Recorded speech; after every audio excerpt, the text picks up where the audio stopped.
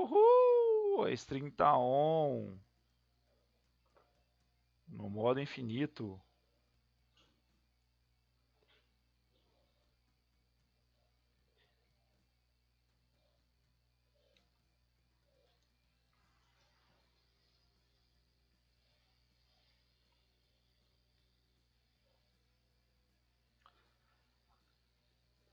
Vamos esperar chegar a galera aí, que não chegou ninguém. Stream on. E hoje vai ser difícil, porque hoje é redação e a gente vai falar um pouco aí sobre redação e vamos ver o que vai acontecer com essa galera.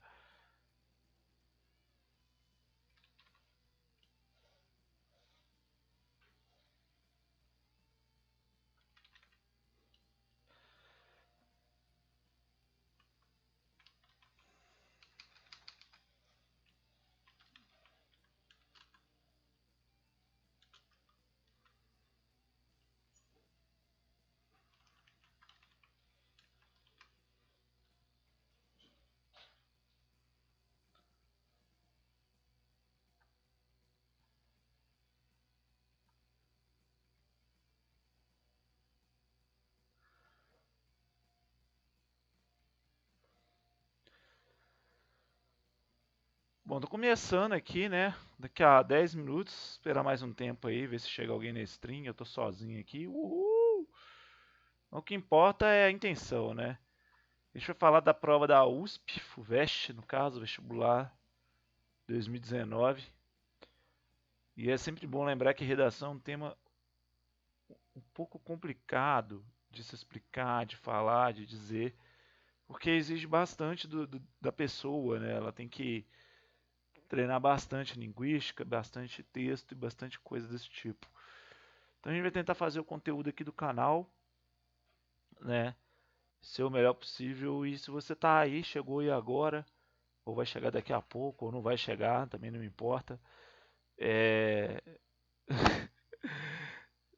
Dá o like aí no programa pra gente ter uma galera aí, ó, pra acompanhar o trabalho que eu tô fazendo aí. E vamos ver se a gente rola isso aí. É minha primeira stream, eu sou uma pessoa. Vou me apresentar primeiro, né? Meu nome é Charles. Né? Esperar alguém chegar aí, porque não tem ninguém nem no chat, nem visualizando a stream, nem nada, sabe? A stream tá um. Mas o que importa é que a stream tá on. E se não der ninguém, paciência, né? A gente vai aprendendo o que a gente tá vendo. Opa, tem uma galerinha já assistindo aí. Seja bem-vindo, amigo. Serei eu, acho que, né?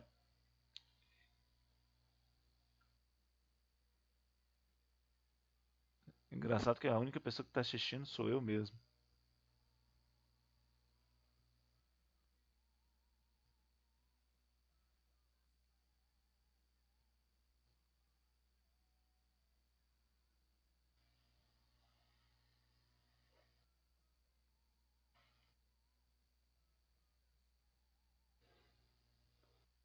Ah, um lag, filha da puta.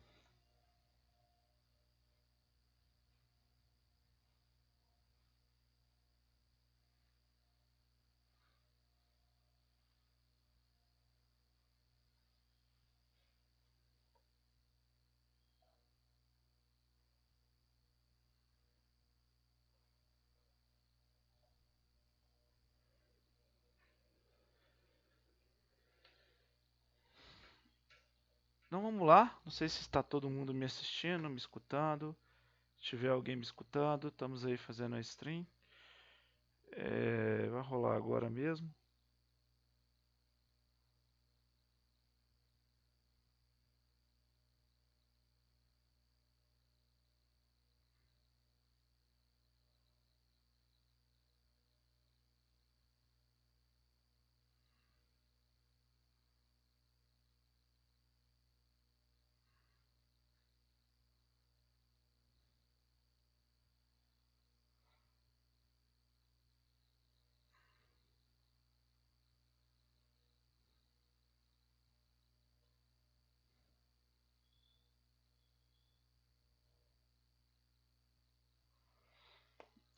Então sejam bem-vindos ao meu canal. Eu vou falar hoje sobre redação. Bom, primeiro de tudo, a gente precisa entender que o vestibular da FUVEST é um dos vestibulares mais difíceis do Brasil, um dos mais complexos também, porque cobra basicamente tudo. E hoje eu vou abordar exatamente a prova de redação, que é uma prova extremamente complexa, mas que exige bastante do candidato. Uma vez que a prova de redação está imbuída junto com a prova de conhecimentos gerais da segunda fase da FUVEST. Para vocês terem uma ideia, essa é a prova do ano passado da FUVEST, ou seja, do vestibular 2019, da primeira fase, e aqui eu estou com a prova da segunda fase, né? Na primeira fase você não tem a redação, você só tem as questões objetivas, que também não são tão simples, mas hoje eu não vou abordar essas questões objetivas aqui no nosso canal. Eu vou abordar as questões, né, que não são objetivas, são as discursivas. E no caso,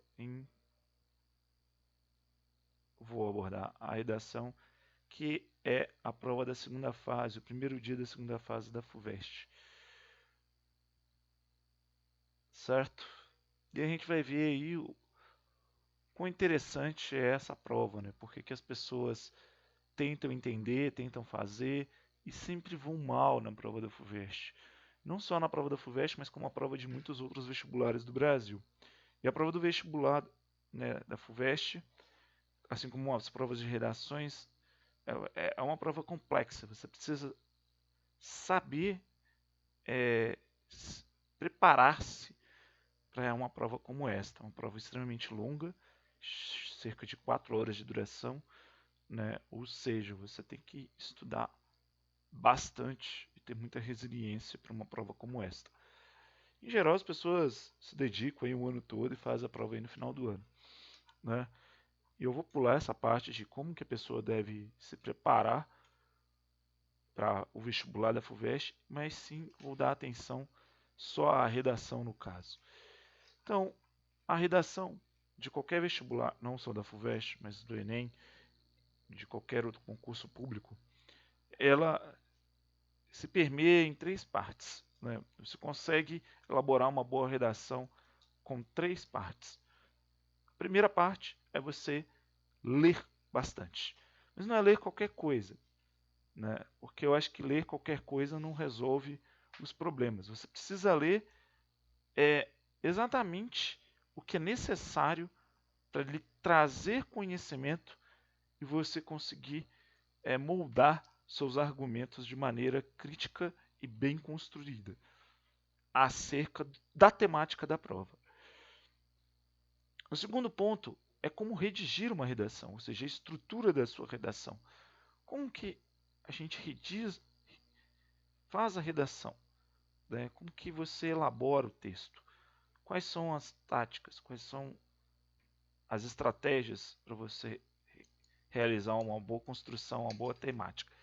E aqui a gente vai falar, né, de diversas formas que a gente pode construir um texto, mas a princípio eu vou colocar o que eu faço em minhas redações, né?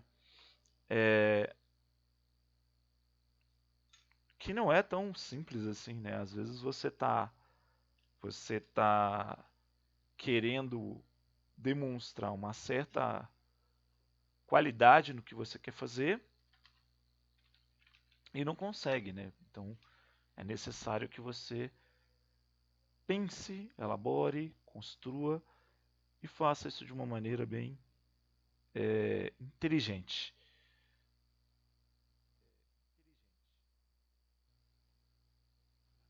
Legal que temos um total de 0 pessoas me assistindo, o que faz parte, já que eu não divulguei muito bem. Mas o vídeo vai estar logo depois no YouTube. Peço o seu like lá no meu canal da Twitch e também no meu canal do YouTube. Eu espero que você goste do texto. Então vamos lá para o começo da elaboração. E eu estava falando da segunda parte, que é elaborar o texto, ou seja, construir o texto. A terceira e última parte é se adequar à prova. Cada redação ela precisa ser respeitada as suas regras. Ou seja, como que o vestibular ou aquele concurso corrige essa redação. E isso é importante porque não é toda a redação que é corrigida, não é, a correção não é da mesma forma. Certamente, se você tira uma nota 1000 na redação do Enem, nada garante que você vai tirar uma nota 100 na redação da FUVEST ou fechar uma nota de qualquer concurso público do Brasil. Vale lembrar que a redação do Enem é uma redação muito mais simples, uma redação em que a correção também é mais simples. Ou seja, o nível de exigência daquela redação ele é sempre inferior a de vestibulares de escolas de universidades paulistas, por exemplo, ou de institutos militares e concursos públicos, onde a concorrência é muito maior. E a prova do Enem ela é mais geral, ela tenta abranger uma faixa de ensino muito maior, muito mais ampla. Já essas provas elas tendem a exigir mais do redator ou do aluno, ou seja, o aluno ele precisa vir com uma bagagem maior de leitura. E é obviamente que uma boa redação escrita no Enem, certamente a pessoa que tira uma nota 1000 vai tirar uma nota boa também nessas redações, porém nada é garantido. A gente vai comentar 3 provas em específico, e eu vou comentar a primeira prova, a redação, né, do vestibular de 2019, né, da Universidade de São Paulo, para o vestibular da FUVEST. Lembrando que o vestibular da FUVEST ele engloba mais outras universidades, né, não é só a USP, tem outras universidades paulistas que usam o vestibular da FUVEST como entrada. Eu não vou ficar aqui discutindo, mas é o maior vestibular, é o maior exame do país, certo? E, obviamente, que uma pessoa bem preparada precisa tirar uma nota boa na redação se ela quiser conquistar a carreira almejada na sua graduação. Então, a primeira coisa que você faz numa redação é ler. Ler exatamente o que? A temática que se pede, certo? E observar o que é levado de conteúdo para a pessoa, ou seja, como que a gente pode trabalhar acerca do conteúdo que é dado ou fornecido para a pessoa. Lembrando que muitas provas de redação, o conteúdo que é exposto, em geral, não pode ser copiado para o seu texto, certo? Uma vez que isso pode ocasionar perdas de ponto, né? Então, vamos trabalhar lendo primeiro essa proposta de redação da FUVEST de 2019.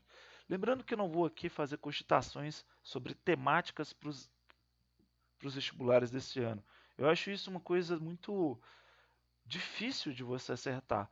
Porque é engraçado, né? Você chega lá nos vestibulares, aí o professor, né, que está dando aula de redação, pode cair um desses temas. Aí o cara põe 25 temas.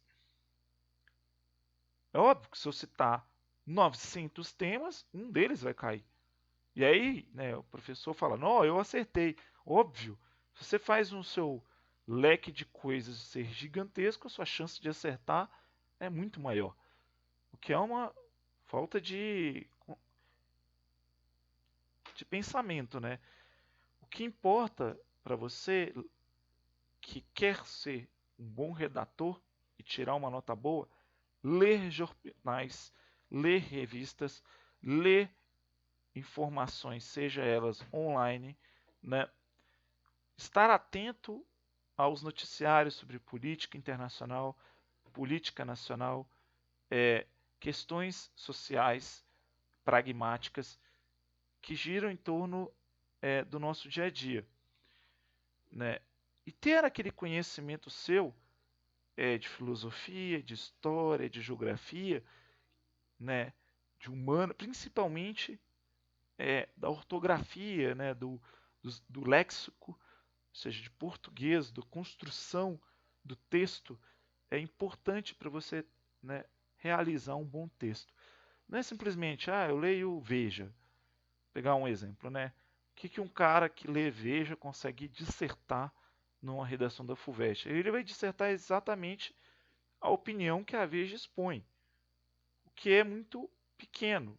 É importante que você busque outras fontes, né, de leitura para que sua opinião seja a mais sólida possível, que seu argumento tenha embasamento crítico. Não deixe que a pessoa insira em você um pensamento crítico. Faça o seu pensamento crítico ser sólido e resistente a opiniões de terceiros, porque isso conta bastante dentro de uma redação,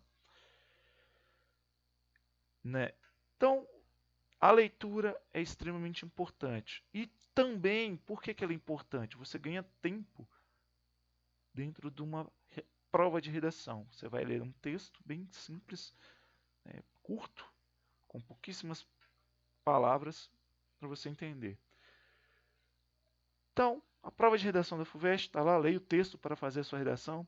O progresso, longe de consistir em mudança, depende da capacidade de retenção. Quando a mudança é absoluta, não permanece coisa alguma a ser melhorada e nenhuma direção estabelecida para um possível aperfeiçoamento. E quando a experiência não é retida, a infância é perpétua. Jorge Santayana, é o nome do cara, enfim, Vida da Razão. Provavelmente um filósofo, não tenho a mínima ideia quem seja esse cara, né? E realmente eu não sou capaz de decorar todos os autores que são citados, mas certamente, né, tenho quase que absoluta certeza que esse cara pode ter relação com os livros indicados pela FUVEST. Mas aí, se você não sabe quem é um cara, é muito fácil, né? Você pesquisa quem é esse cara. Quem é Jorge Santayana, Vida da Razão, 1905, lá no período, né? Então, Jorge Santayana está aqui, um escritor, né? O pseudônimo de Jorge Agustín Nicolas Ruiz de Santayana e Borras, um escritor filósofo, como eu disse, né? Poeta, humanista, nascido na Espanha, ou seja, é uma pessoa que vai falar sobre humanismo, né? E aqui tem todo o histórico dele, biografia, o que ele fez, estudou latim, colégio de Harvard, Universidade de Berlim, se formou, etc. Tudo mais. Mas obviamente que eu tinha uma pseudo ideia de que ele era um filósofo justamente pelo caráter do texto dele, que é um caráter de pensamento, né? Quando ele fala da questão da mudança, que é absoluta, não permanece alguma a ser melhorada em nenhuma direção estabelecida. Bom, é que você tem, quando você lê um texto, tem que entender qual é a mensagem que ele está passando para você, porque às vezes a pessoa lê, não estou passando mensagem nenhuma, né? Tá só lá falando abobrinha, abobrinha, abobrinha. Depois a gente tem Carlos Drummond de Andrade, né? Um grande poeta brasileiro. O historiador veio para ressuscitar o tempo e escalpelar os mortos. As condecorações, as liturgias, as espadas, o espectro das fazendas submergidas, o muro de pedra entre membros da família, o ardido queixume das solteironas, os negócios de trapaça, as ilusões jamais confirmadas nem desfeitas. Veio para contar o que não faz jus a ser glorificado e se deposita grânulo no poço vazio de memória. É importuno, sabe-se, importuno e insiste, rancoroso, fiel. Então, tá aí uma visão, né, modernista, lembrando que ele é um poeta contemporâneo, né? Olha a data que esse poema foi feito, isso te dá uma ideia de qual período, né, que esse texto veio, né? Um poema de 1981. Né? E Flávio Cerqueira, Amnésia, 2015.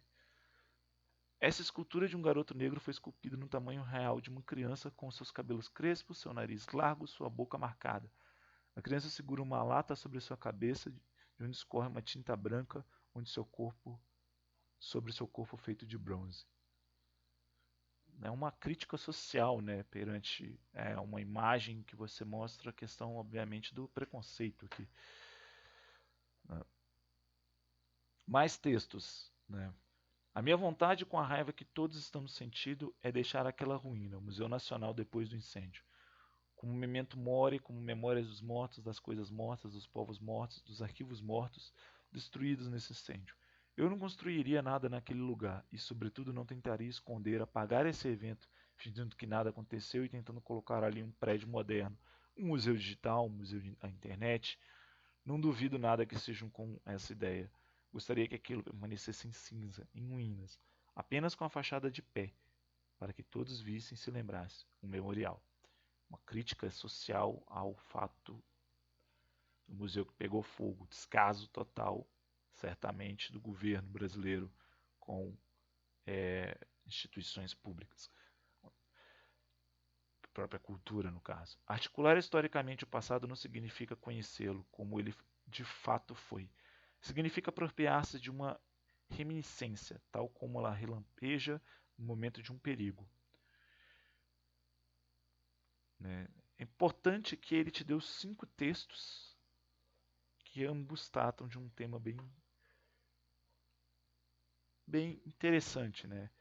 Que é a questão do aprendizado. Como que o passado molda o presente. Exatamente essa temática que é descrita aqui em todos esses textos, de forma diferente.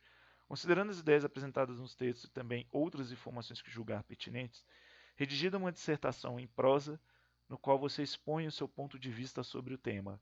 De que maneira o passado contribui para a compreensão do presente. Né? E aí tem instruções, né? A dissertação deve ser redigida de acordo com a nova padrão da língua portuguesa, ou seja, tome muito cuidado com erros de português.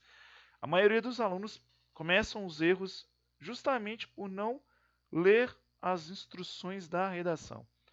Ou seja, você tem 5 textos, cada um aborda uma temática que tem como tema central a questão do aprendizado, com o erro do passado ou com algo que aconteceu no passado, para que não se repita no presente ou no futuro, né? Ou até mesmo o entendimento do que é o nosso dia hoje, como a gente tem expresso essa ideia de várias formas diferentes. E você precisa entender o que esses textos estão trazendo essa informação para você.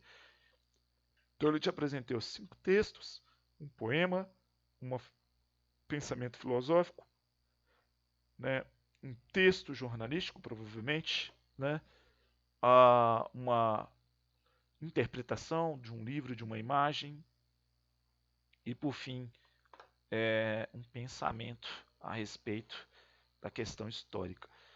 E você precisa redigir isso na norma padrão da língua portuguesa. A norma padrão da língua portuguesa é a norma culta. A norma culta, tomar cuidado com os erros ortográficos. Isso tira ponto da sua redação. E para obedecer à norma culta, você precisa construir o seu texto com base nesta norma culta. E para isso o leitor precisa respeitar todas as regras gramaticais que você aprende na disciplina de português durante o ano todo, pois é ela que constrói um bom texto. É engraçado que a maioria das pessoas tem essa dificuldade de escrever na norma culta e acaba gerando vários problemas no texto, principalmente com questão de pontuação, conjugação de verbo. Às vezes uma conjugação de verbo pode dar a entender a sua ideia de maneira errônea. E você precisa trazer isso para o seu texto exatamente com as ferramentas gramaticais corretas para que você passe a sua mensagem. Aqui tem uma regra, né? 20 linhas com letra legível, o que mais temos é garrancho, e não ultrapasse o espaço de 30 linhas. É engraçado que a maioria das pessoas faz o texto, chega aqui no ponto, começa a escrever aqui. Você escreveu aqui, meu caro, você perdeu o ponto. São 30 linhas. Você começa na linha 1 e vai até a 30ª linha. E aí o engraçado é que a redação já tem um rascunho para você errar E aqui, né, tem pessoas que erram logo no rascunho.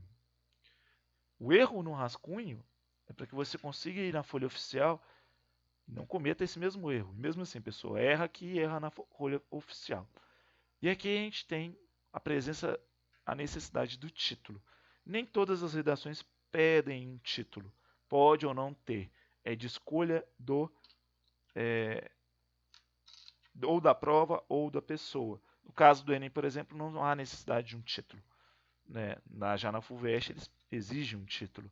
Então precisa estar atento que isso não é uma regra, certo? E que ele fala, né? Dê um título à sua redação. Então não adianta nada, você vai construir um texto cujo título não tem nada a ver com o seu texto. Em geral, a gente escreve primeiro e vai lá e põe um título baseado no que foi escrito, ou não. Lembrando que é uma dissertação, e toda dissertação, ela geralmente tem um caráter impessoal. Você não deve colocar a sua opinião pessoal sobre o assunto. Você precisa redigir sobre o assunto, expor seus pontos críticos, sem necessariamente conversar com seu interlocutor pela primeira pessoa. Então, o uso da terceira pessoa é muito importante. Pode-se usar a primeira pessoa numa dissertação? Não se aconselha, porque ela deixa de ser uma coisa com caráter interpessoal e passa a ser algo como se fosse uma conversa com seu interlocutor. E você vai expor a sua opinião de maneira mais presente, e isso pode comprometer muito o seu texto. Você pode acabar confundindo, trazendo tempos verbais que podem prejudicar o seu texto.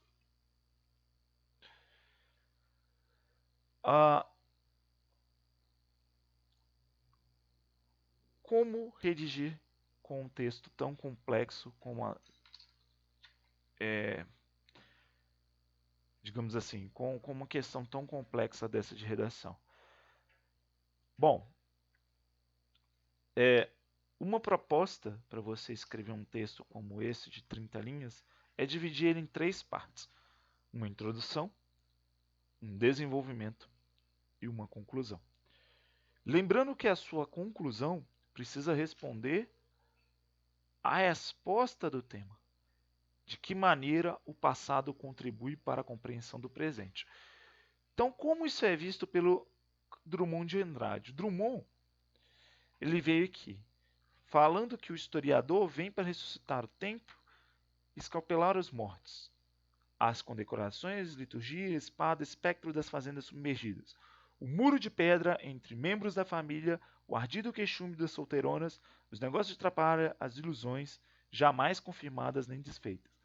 Veio para contar o que não faz jus a ser glorificado, e se deposita grânulo no poço vazio de memória. É importuno, sabe-se importuno, insiste, rancoroso e fiel.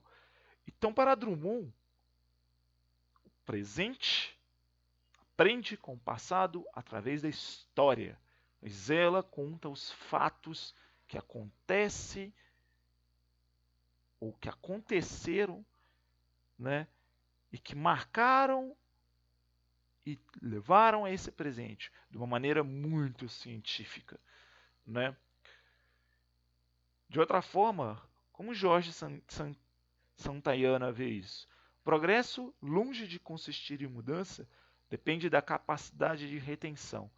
Quando uma mudança é absoluta, não permanece coisa alguma a ser melhorada, e nenhuma direção estabelecida para um possível aperfeiçoamento. E quando a experiência não é retida, a infância é perpétua. Ou seja, é o amadurecimento seu como pessoa te prepara para o presente. Ou seja, suas experiências adquiridas, o que você consegue aprender durante o tempo que se passa, te torna uma pessoa diferente, que está sempre mudando, certo? E ele diz que quando isso não acontece, você fica estagnado no tempo, vivendo uma infância perpétua. Ou seja, se você não teve um aprendizado, você não consegue chegar à perfeição. Ou seja, você simplesmente continua a viver no passado, você nunca estará no presente. E é engraçado que isso é um texto filosófico que remete muito à nossa vida. Às vezes, sempre dizem a piada, né, de que o homem nunca envelhece, né, sempre continua meio besta. Pois é verdade, porque a gente gosta de viver a nossa infância ali, e isso se traz muito no nosso comportamento. E quando o homem amadurece, né, ele demora um pouco. Claro que isso é um bullshitismo pra caraca, porque não é uma forma de generalizar. Então, essa é a visão que o Jorge Santayana vê como o passado contribui para a compreensão do presente. E aqui é um passado histórico, um marco histórico, né? A escultura de um garoto negro foi esculpida num tamanho real, de uma criança com seus cabelos crespos, nariz e sua boca marcada, né? A criança segura uma lata por sobre sua cabeça, de onde escorre uma tinta branca sobre o seu corpo feito de bronze. Ou seja, tem diversos elementos embutidos numa única imagem, né? Engraçado porque a imagem retrata a questão racial, do preconceito racial, onde que para o garoto ser valorizado na sociedade, ele precisa necessariamente ser uma pessoa de origem branca, com destituindo ou desvalorizando os seus traços, como alisando o cabelo, né? Famoso embranquecimento da população. E é basicamente isso que ele quer dizer. E podemos submergir, ou seja, o passado. O que o presente aprendeu com o passado? De que o preconceito não muda. Que até hoje ele está lá. E ele apenas troca de cara. Então, é importante. Engraçado que o título é Amnésia, né? Ou seja, a gente chega a pensar que no retratamento desta imagem, a pessoa simplesmente esquece do preconceito passando uma tinta branca na cara. Uma forma transvestida da gente esquecer o que realmente acontece na sociedade brasileira. E muito cuidado, porque essa temática, só isso por si já cabe um bom texto para você redigir. Então a gente tem uma forma do passado contribuir a partir de dados históricos, do aprendizado com a vida ou de uma luta de classe sobre um preconceito, né? Uma luta contra o preconceito que é tão presente na nossa sociedade hoje cada vez mais, né? Não só preconceito contra negros, mas contra índios, comunidade LGBT, né? E transgêneros e diversos outros preconceitos que temos por aí, né? Etnias orientais, etnias árabes e por aí vai.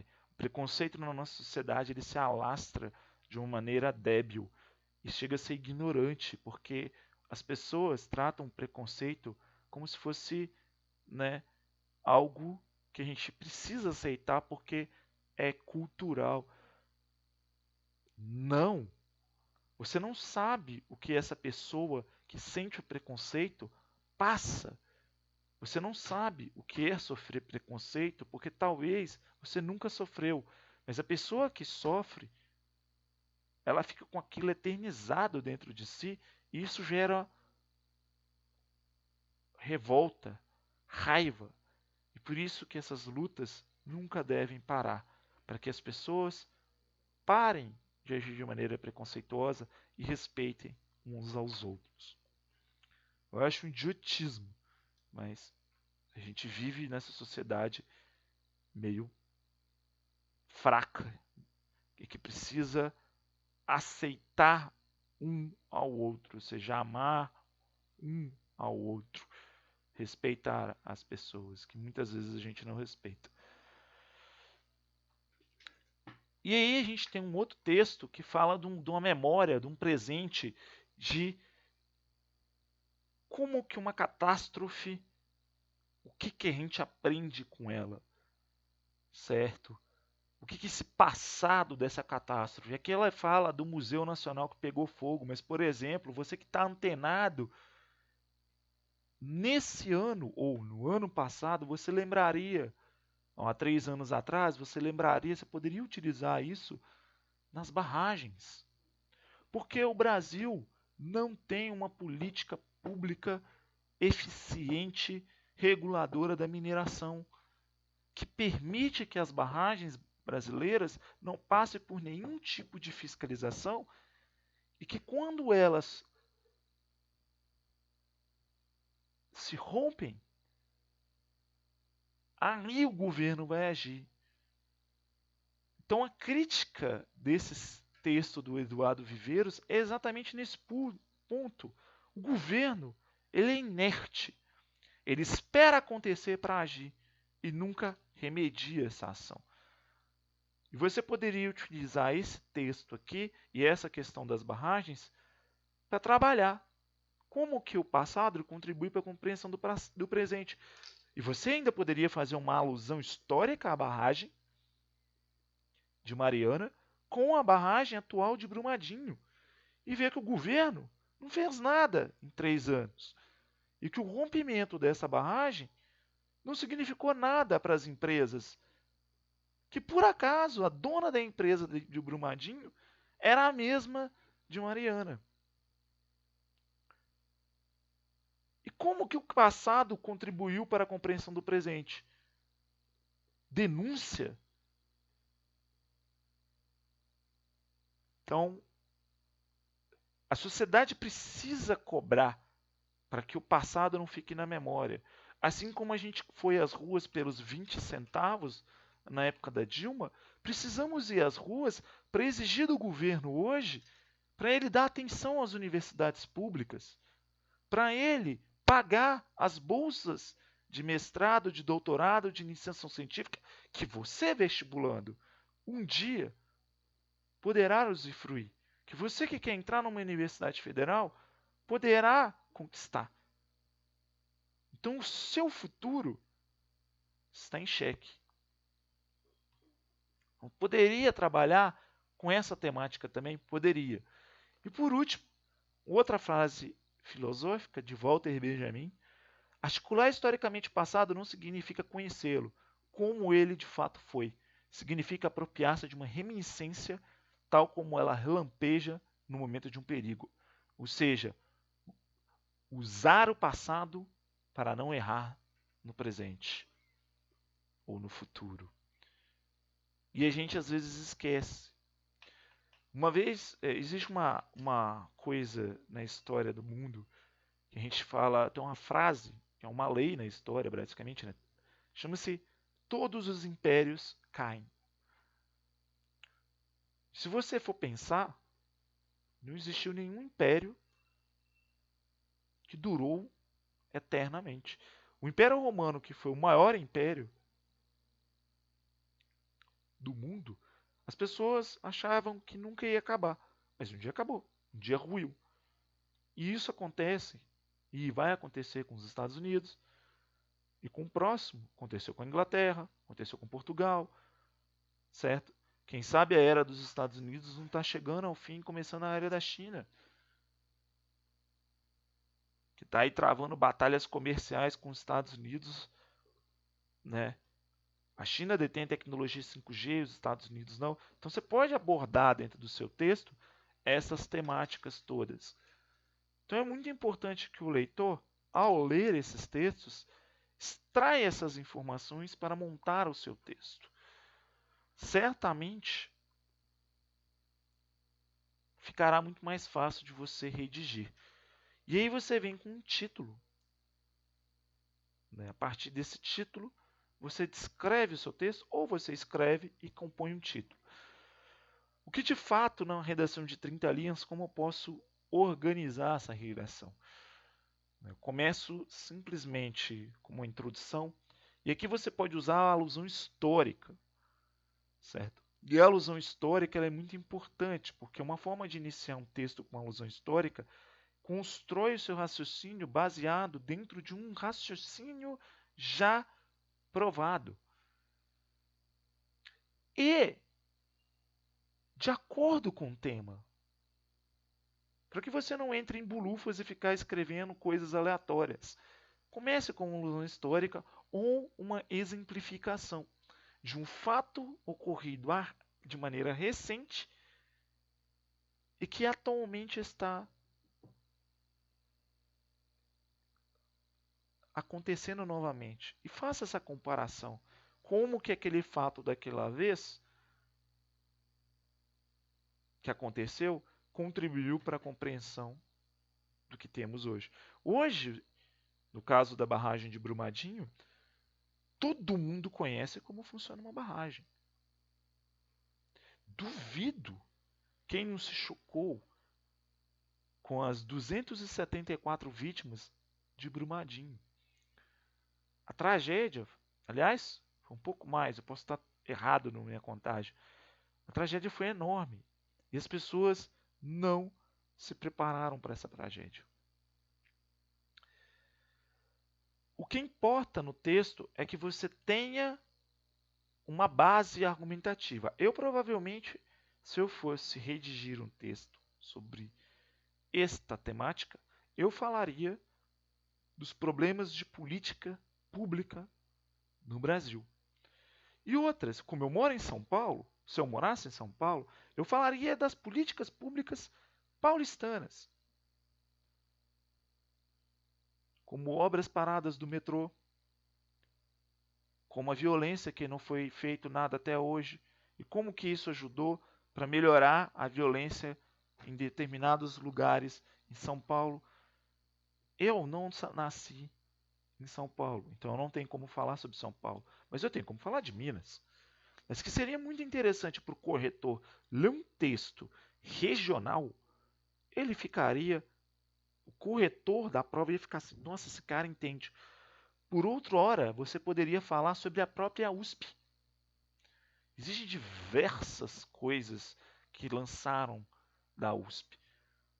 Ela, como uma instituição pública do estado de São Paulo, como ela aprendeu para melhorar a sua contribuição para o estado de São Paulo, a população paulistana.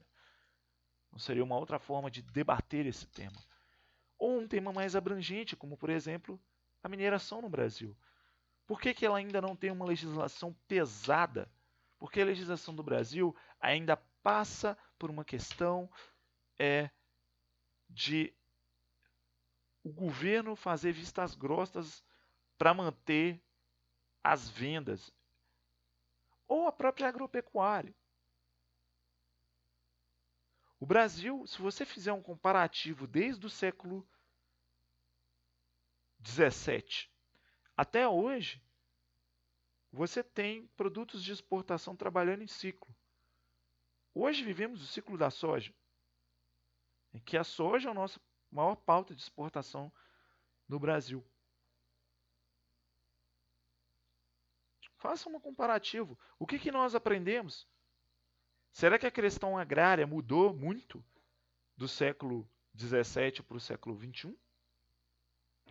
Aí você precisa ter um fundamento histórico bem denso, e aí é onde vem o seu conhecimento para você argumentar qualquer um desses temas. Você pode falar sobre a evolução da internet, como que a internet traz esse passado de uma maneira rápida para você. E como que ela contribui para você entender o que acontece hoje.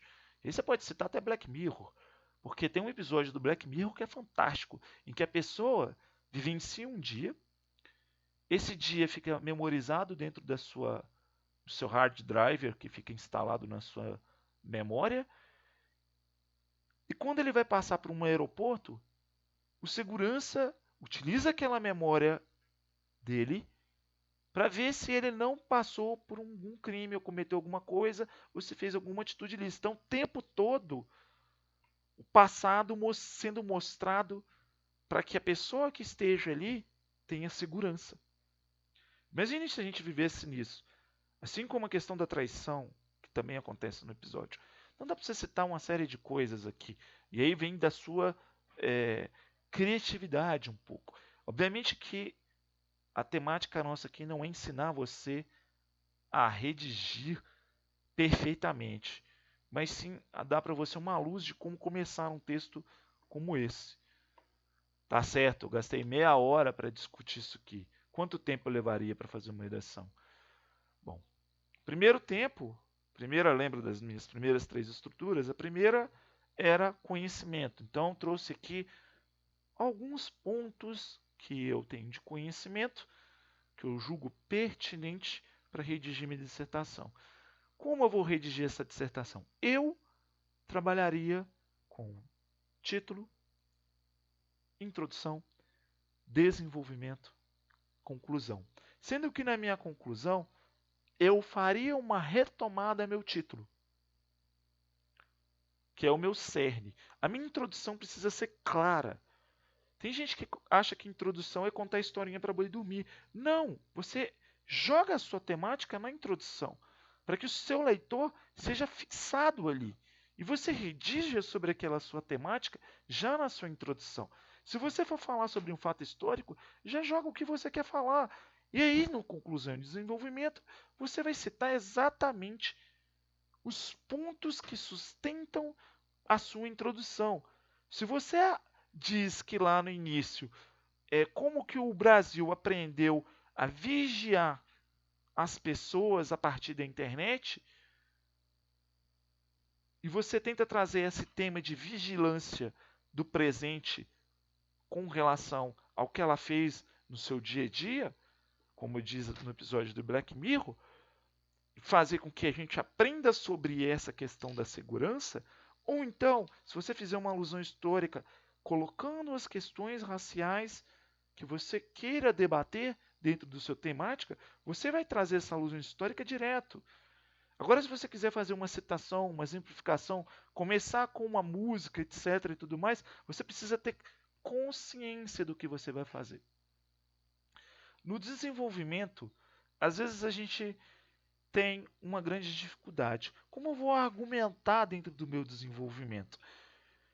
O desenvolvimento nada mais é do que a sua opinião, sem ser de maneira direta.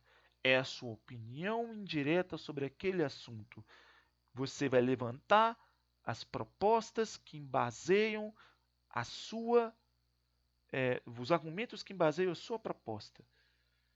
E você vai se basear nisso para construir o seu desenvolvimento, para dar sustância para o seu texto. Porque quando o leitor ou o corretor for ler, ele entenda a mensagem que você está passando. Então, se você vai falar lá de mineração, você precisa colocar quais foram as políticas públicas desenvolvidas no passado para que esse projeto não acontecesse futuramente.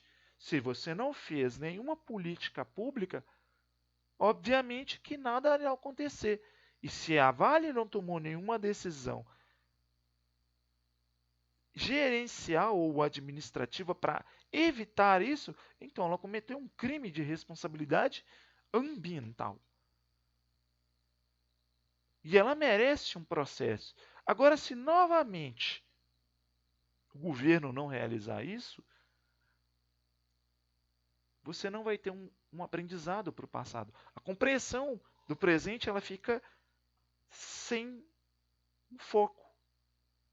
Você acha que compreendeu o que aconteceu, mas na verdade você vai acabar aceitando que aquele ali presente nunca muda. E aí você cai lá no texto da figura e da amnésia, né? O famoso embranquecimento das ideias que se passam. Né? Ou seja, você não mudou nada, sua infância está perpétua. Entende?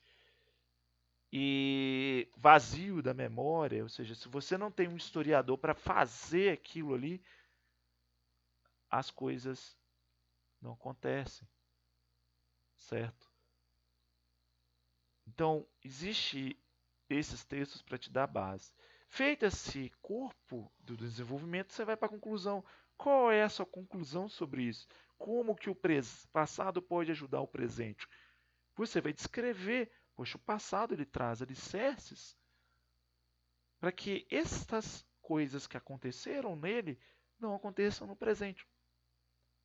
E aí, dependendo da temática, isso é uma conclusão. Uma outra conclusão é que o passado repete-se no presente porque não demos a atenção devida aos fatos que aconteceram. É a famosa ignorância em ignorar. Ah, isso aí deixa para debaixo do tapete que a gente continue. E é engraçado que eu vou trazer essa temática, olha para coisa mais interessante, integrante, que muitas pessoas que estão me assistindo aí, às vezes ninguém está me assistindo, vão entender. O Brasil precisa de prestar atenção e usar isso aqui de uma maneira mais sábia. A gente aprende e comete os mesmos erros nas redes sociais constantemente. Você às vezes cria um problema numa rede social, está documentado, você esquece que você tomou esse erro e no outro dia repete o mesmo erro e não aprende nada. Então tome muito cuidado com essas questões. Bom, eu queria trazer hoje a prova da FUVEST. Eu espero que vocês tenham gostado da minha stream, da minha aula. Eu comentei um pouco sobre a prova, mas eu esqueci de falar um detalhe. Né? As características dos textos, como eles são corrigidos, em geral são 5 tópicos ou mais, depende muito do vestibular. Mas 5 que são grandiosos e presentes. Adequação ao tema. Não adianta você aqui querer comparar presente com passado. Não é isso que é. Você vai errar e vai tirar um 0. Então você precisa se adequar ao tema. 2, né? Segundo, norma culta da língua portuguesa. Você precisa fazer um texto que seja bem redigido, com a conjugação dos tempos verbais corretamente, com as escritas das palavras bem feitas, evitar erros de acentuação, né, gramaticais, colocação de pontuação, que isso são erros bem simples e que às vezes os alunos ignoram. Isso faz a sua nota cair bastante. Terceiro ponto, coerência. O seu texto tem que ser coerente. Por mais que ele esteja adequado ao tema, se ele for incoerente, e aí são coisas interligadas, né? A sua adequação ao tema perde um pouco o tempo. Uma coisa é você começar a falar: Pedro Álvares Cabral descobriu o Brasil em 1500, né? Com as chegadas dos portugueses. Chegou aqui, matou nativos indígenas e essa matança continua até hoje. E até hoje o Brasil ainda não respeita as delimitações e demarcações de terras indígenas e até mesmo as suas regiões. O povo indígena sofre até hoje e nada é feito. E aí, no segundo tópico, você começa a falar: Bolsonaro começa a meter pau do governo por outra coisa. Bolsonaro cortou as bolsas da CAPES. Você começa a falar de demarcação de terra indígena, depois você começa a meter o pau no governo porque ele cortou a bolsa da CAPES. Uma coisa não tem nada a ver com a outra. Entende?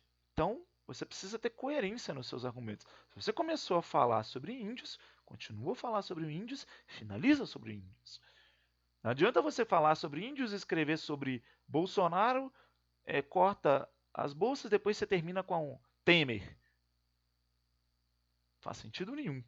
Você precisa ter links, a menos que você faça uma comparação. No governo Dilma foi feito essas políticas públicas para as demarcações de terras indígenas.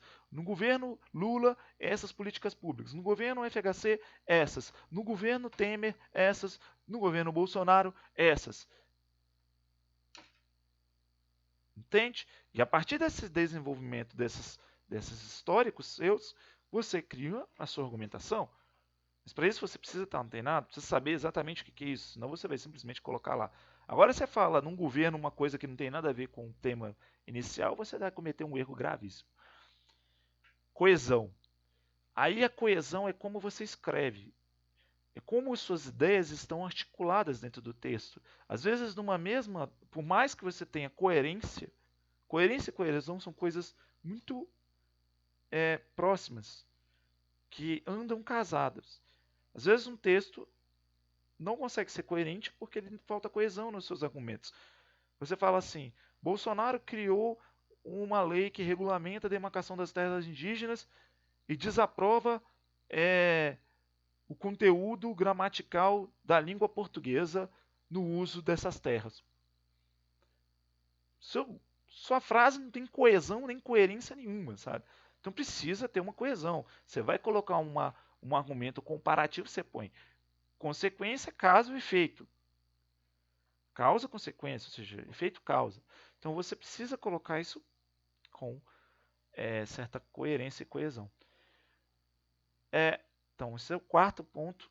E o quinto e o último, que eu acho que a maioria das pessoas esquecem. Cuidado com estrangeirismos. Figuras de linguagem, estrangeirismos, barbarismos, essas coisas que a linguagem da internet provê, hoje em dia o uso muito de celular, de aplicativos, a sua linguagem, os internetês, as pessoas têm costume de abreviar as escritas e novamente o texto perde norma gramatical, precisa seguir. Não coloca demais com D e um maisinho, tipo, demais escreve demais, entendeu? Não coloca. E aí, cara, no seu texto, você está utilizando, a menos que você queira fazer uma ilustração, ou uma citação, ou uma crítica com o uso deste texto, você não tem porquê. E aí, cara, beleza? Eu estou fazendo um texto aqui que vai falar a respeito de uma parada aí. Que parada, velho? O cara não sabe o que é parada, essa cor. Então não põe essas estrangeirias, essas coisas que o cara não é obrigado a entender isso, não. A parada que ele vai te dar é um zero. Então, tome muito cuidado com isso.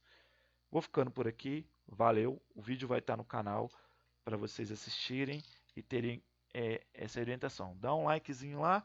Quem perdeu a aula, amanhã tem mais. Falou!